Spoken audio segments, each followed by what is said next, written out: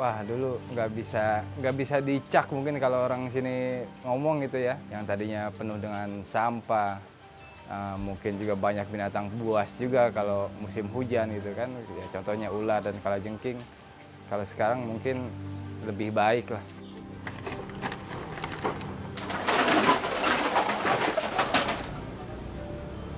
Nah, dengan dasar itu saya ingin berubah semua yang ada keadaan di sini, terutama bukan untuk saya tapi untuk anak cucu saya gitu ya kan. Sehingga lingkungan itu sangat berpengaruh terhadap tubuh kembang anak kita di situ. Oleh karena itu kami beserta teman-teman pengurus di sini merubah semuanya dengan apa yang kita perbuat, apa yang kita lakukan di sini sekemampuan kita, sehingga lingkungannya lebih baik lagi untuk ke depan.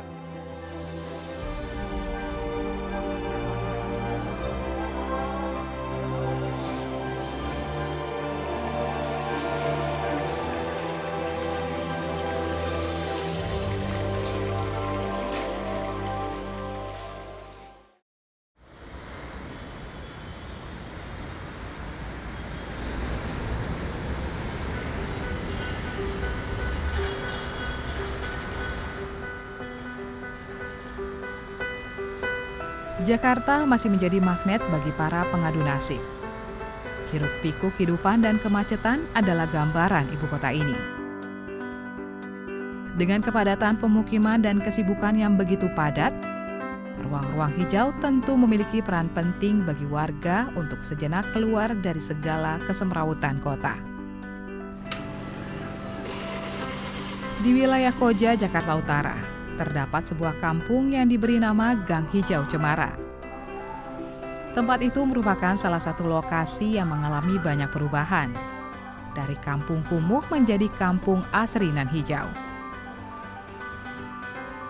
Dulunya banjir, sampah di mana-mana, kriminalitas juga tinggi di sini. Kalau dulu, terutama di wilayah Koja ini ya, kita berdekatan dengan tempat prostitusi, yang mana sekarang sudah jadi Masjid Raya Islamic Center.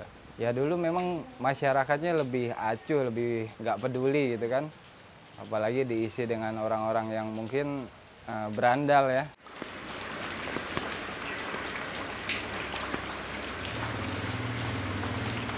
Ada juga dulu banyak yang mungkin melihara hewan-hewan buas ya, kayak ular gitu, apa ketika banjir kayak gini suka lepas, atau ada yang melihara biawak pun ada dulu di sini. Ketika hujan tinggi terus banjir lepas ke masyarakat gitu, menimbulkan kekhawatiran juga gitu. Apalagi di sini kan lingkungannya banyak anak-anak juga.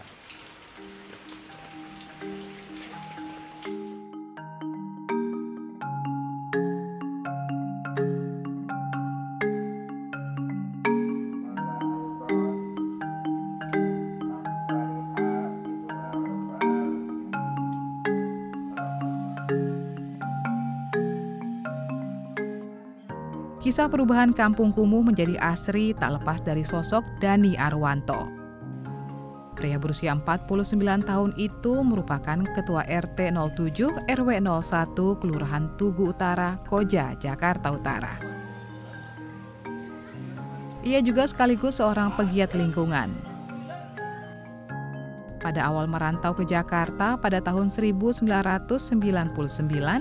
ia merasa kondisi lingkungan kurang nyaman, baik dari segi fisik dan sosialnya. Kala hujan datang, lahan yang dulunya berupa rawa-rawa tersebut ikut tergenang sehingga sampah dan kotoran dari parit meluap dan mencemari lingkungan rumah warga. Akibatnya, warga rentan terserang penyakit seperti demam berdarah misalnya. Sementara itu, Dani merasa kesulitan untuk mengubah pola pikir warga yang selama ini merasa nyaman dengan tempat yang ada.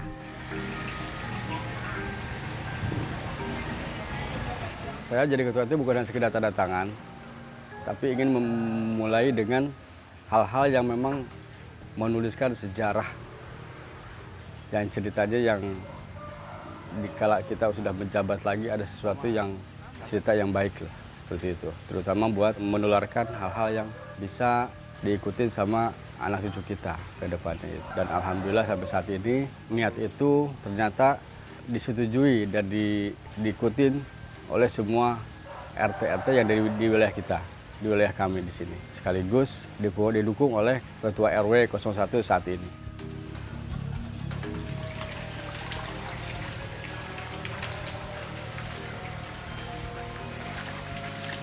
Itu memang tidak mudah merubah mindset mereka itu, dan memang akhirnya kita pelan-pelan dengan lingkungan yang baik kita rubah semuanya.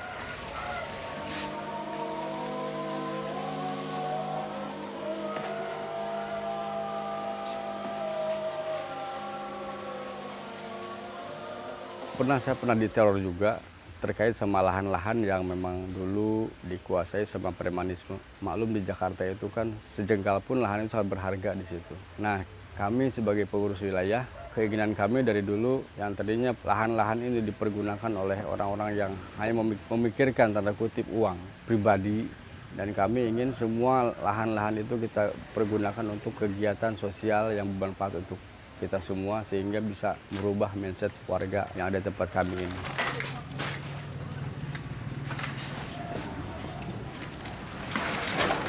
Kami sempat ada penolakan juga, bahkan kami sempat diteror juga di situ, baik dengan omongan maupun dengan senjata tajam. Pernah juga dulu kan kami dikepung juga rumah kami juga, tapi semuanya akhirnya ya alhamdulillah semua tidak sampai terjadi hal yang tidak diinginkan seperti itu.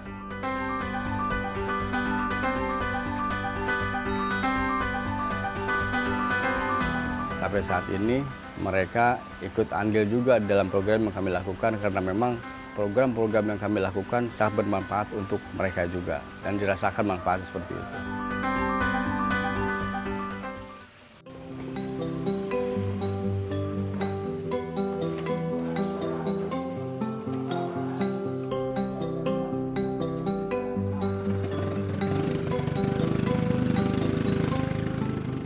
Usaha Dani dalam merubah kondisi Gang 12 nama sebelum Gang Hijau Cemara, bukan dengan waktu yang singkat. 9 tahun dijalani penuh dengan kesabaran agar bisa hidup di lingkungan yang layak.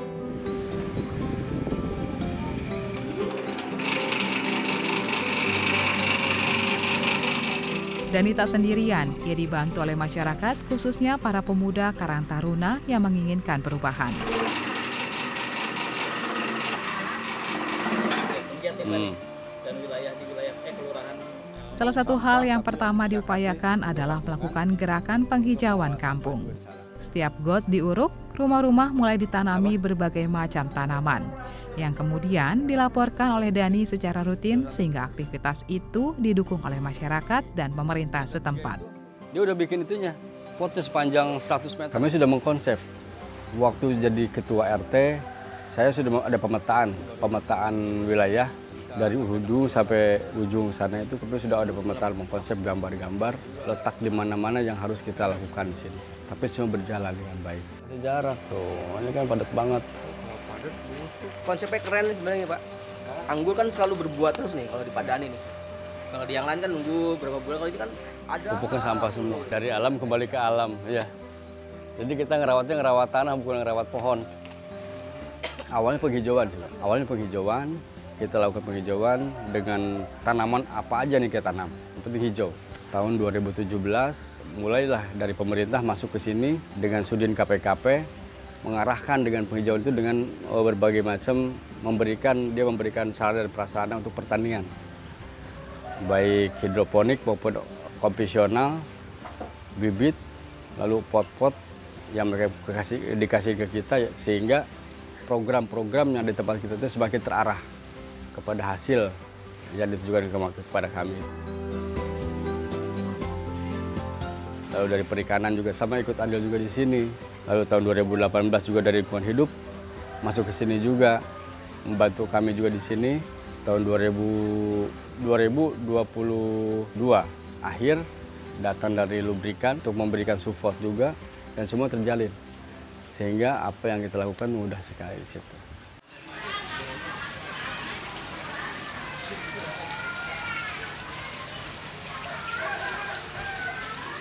Kalau dibikin susah sih, ya susah. Kalau dibikin mudah, ya mudah. Kadang-kadang gini, kadang kita berprinsip tentang anggaran. Sebelum kita bergerak, selalu anggaran. Itu gak bakalan selesai. Tapi dengan pelan-pelan, kita lakukan sehari 2 hari 3 hari, seminggu 2 minggu, alhamdulillah sampai saat ini ya terus berjalan seperti itu.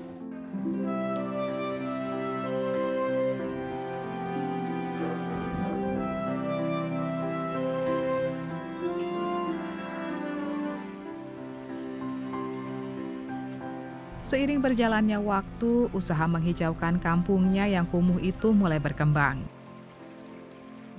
Warga tak hanya sekedar diberikan tanaman hias semata, melainkan dibuatkan sebuah kebun di atas lahan seluas kurang lebih 300 meter yang berisikan tanaman anggur dan jenis-jenis yang lainnya.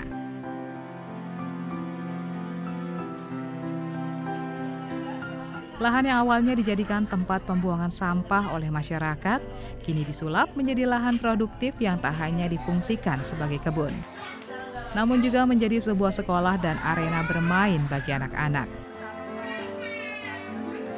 Dulu di sini tuh tempat penampungan sampah.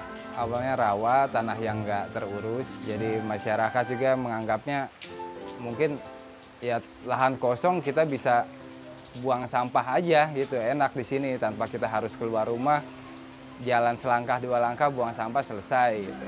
Sampai akhirnya jadi gundukan atau gunung sampah di sini.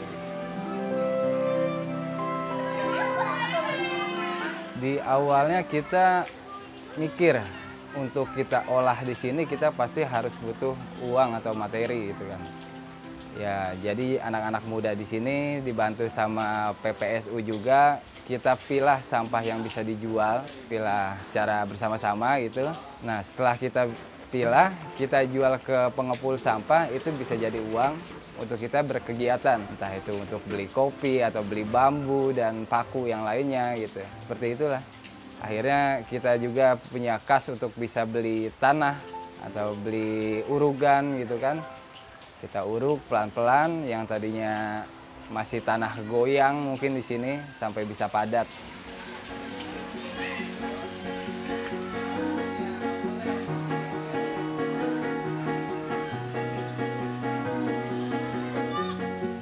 Kenapa harus memilih lahan ini?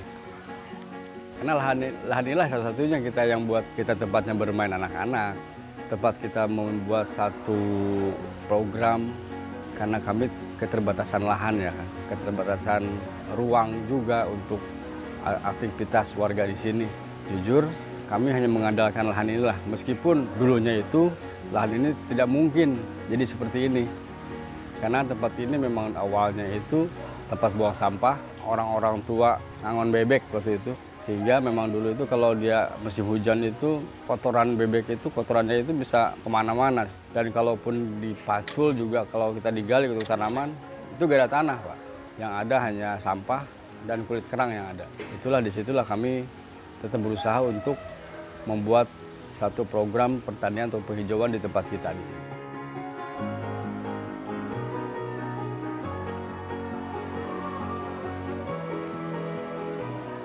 Perjalanan membuat kampungnya semakin produktif membuat Dani menginisiasi terbentuknya kelompok tani Gang Hijau Cemara. Kelompok tani tersebut diorientasikan pada ekonomi hijau melalui budidaya anggur dengan memanfaatkan pupuk organik dari bank sampah. Mudah-mudahan jadi kesadaran mereka. Intinya harus jadi kesadaran mereka nantinya. Tapi memang sekarang ini harus jadi kayak semacam keinginan mereka untuk menanam terong, lalu sayuran, cabai gitu ya kan. Lebih mudah untuk bisa memetik sendiri. Apalagi di sini dengan anggur ya kan. Anggur ikon kita di sini, mudah-mudahan kedepannya menjadi satu ikon yang memang anggur itu menjadi satu hasil budidaya di warga Gang Hijau Cemara RW 1 ini.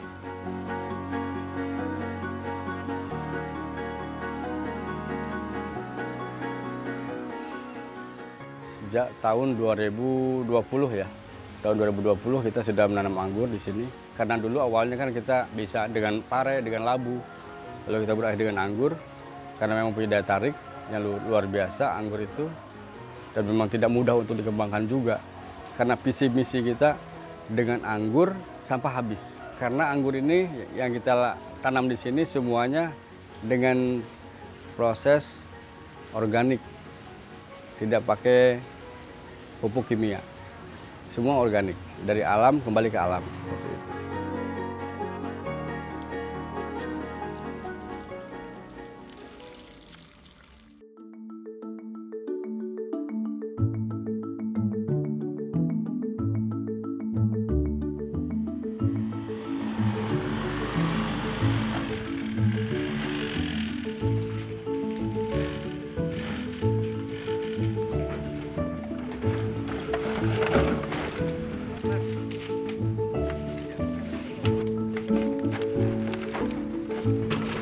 Penerapan konsep kampung hijau dan ramah lingkungan di Gang Hijau Cemara terus dirawat hingga saat ini. Berbagai program mengisi keseharian masyarakat seperti pemilahan sampah di bank sampah, penanaman pohon di area perkampungan, hingga edukasi dini pengelolaan dengan menerapkan sistem pembayaran sekolah dengan sampah setiap bulannya. Jadi satu aja. Semua dihimpun oleh Dani untuk menggali potensi di masyarakat dan lingkungan agar menjadi kekuatan yang produktif dan inovatif bagi kemaslahatan umum.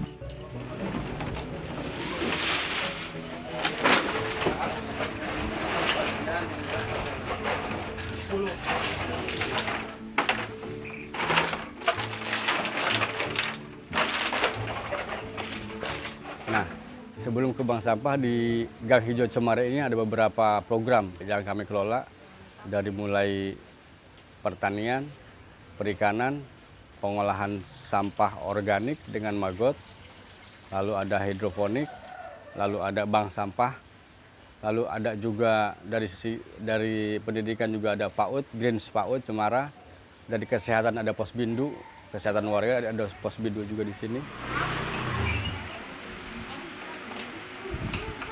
Ada keamanan juga, jadi semua lengkap di sini di Gang Hijau Cemara ini. Sehingga semua SKPD ikut andil dan terjun di sini untuk membantu mensupport kegiatan-kegiatan yang ada di tempat kita. Kaizan. Halo Kaizan. Pegang ya, dipegang. Lalu ada Mas E.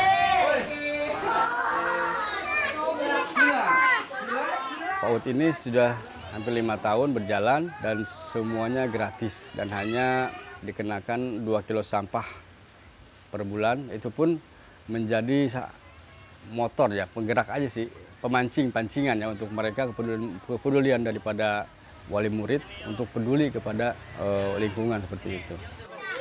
Pak RT mau ngasih bibit sawi, nanti akan ditanam di masing-masing pot. Dan di mulut jangan kotor. Kan dilobangin tadi tuh. Dilobangin ya. Sudah. Lalu dimasukkan ke. Nah, oke. Ambil satu-satu, nanti kita bagiin satu-satu. Nih kamu nih. Nih kamu nih, pegang nih. Untuk honor-honor PAUD itu kami beserta rekan-rekan RT dan RW serta Karang Taruna membayar honor gurunya itu tadi. Alhamdulillah semua berjalan dengan baik. Disitulah bentuk daripada kekompakan yang kami lakukan di Gang Hijau Cemara ini. Karena Gang Hijau Cemara itu bukan saya, bukan RT 7, bukan RT 1, 2, 3, tapi semua RT, bahkan Karang Taruna, Dawis juga ikut terlibat di dalam semua.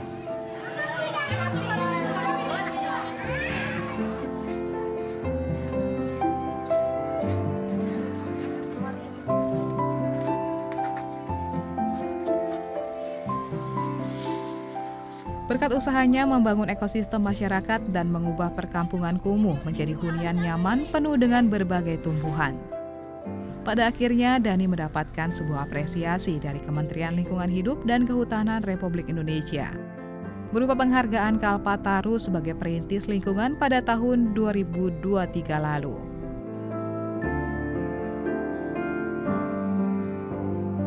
Dimanapun kita berada, dimanapun kita hidup, ya itulah seperti itulah. Harus membuat coretan, membuat satu catatan yang baik untuk alam dan sekitarnya.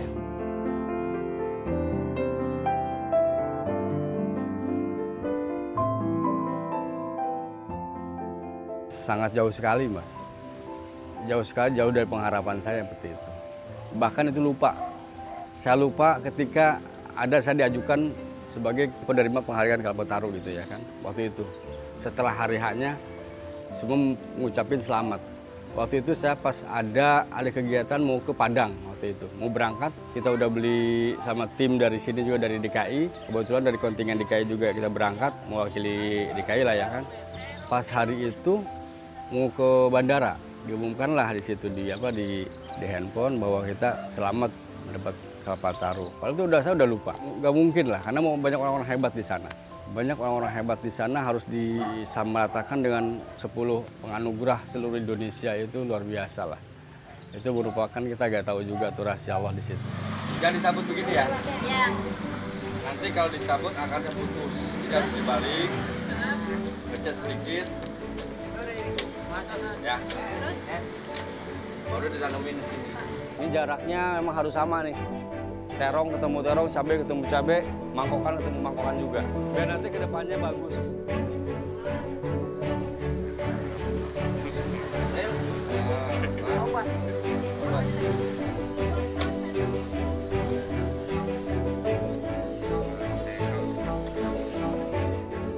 Untuk masyarakat khususnya DKI Jakarta ya, lebih sadarlah dalam membuang sampah, merawat lingkungan, merawat yang ada di sekitar kita, alam gitu. Karena tanpa alam pun ya kita juga bukan apa-apa. Kita bernapas pun butuh udara yang segar, untuk bisa berpikir yang segar juga. Nah ini yang cuman dia obat nih. Tahu dari mana sih? Panas aja. Panas.